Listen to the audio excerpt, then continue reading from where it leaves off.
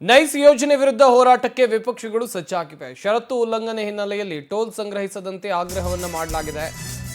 ಒಂದು ಕಡೆಯಲ್ಲಿ ನೈಸ್ ಯೋಜನೆ ವಿರುದ್ಧ ಹೋರಾಟಕ್ಕೆ ವಿಪಕ್ಷಗಳು ಎಲ್ಲಾ ರೀತಿಯ ಪ್ಲಾನ್ಗಳನ್ನು ಮಾಡಿಕೊಂಡಿರೋದು.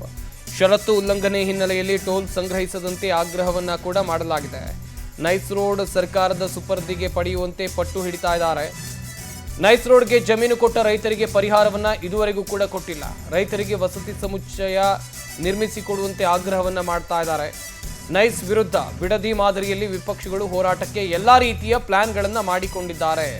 ರೈತರನ್ನ ಸಂಘಟಿಸಿ ಹೋರಾಟಕ್ಕೆ ಬಿಜೆಪಿ ಮತ್ತು ಜೆಡಿಎಸ್ ಅಂತ ಹೇಳಿದ್ರೆ ಮೈತ್ರಿ ನಾಯಕರು ತಯಾರಿಗಳನ್ನ ಮಾಡಿಕೊಂಡಿದ್ದಾರೆ ಎನ್ನುವಂಥದ್ದು ಗೊತ್ತಾಗ್ತಾ ಇದೆ.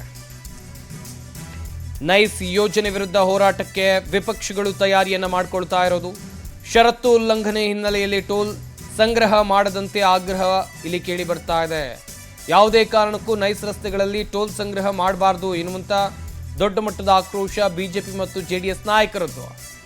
ನೈಸ್ ರೋಡ್ ಸರ್ಕಾರದ ಸುಪರ್ದಿಗೆ ಪಡೆಯುವಂತೆ ಪಟ್ಟು ಕೂಡ ಹಿಡಿದಿದ್ದಾರೆ.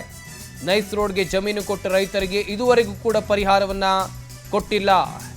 ಕಾಮಗಾರಿ ವಸತಿ ಸಮುಚ್ಚ ನಿರ್ಮಿಸಿಕೊಡುವಂತೆ ಆಗ್ರಹವನ್ನು ಕೂಡ ಮಾಡಲಾಗ್ತಾ ಇದೆ. ನೈಸ್ ವಿರುದ್ಧ ಬಿಡದಿ ಮಾದರಿಯಲ್ಲಿ ಹೋರಾಟ ಮಾಡೋಕ್ಕೆ ವಿಪಕ್ಷಗಳು ತಯಾರಿಯನ್ನು ಮಾಡಿಕೊಂಡಿರೋದು.